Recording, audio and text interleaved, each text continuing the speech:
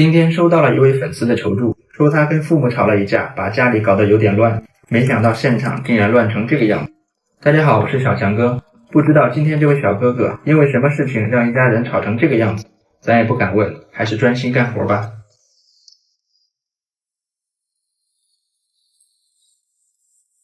这纱窗估计装上都没洗过，脏成这个样子。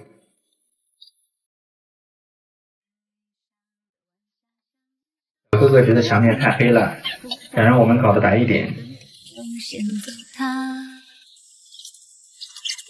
现在干保洁真的不容易啊，还得干卫生，还得会刷墙才行。你们觉得这手法怎么样？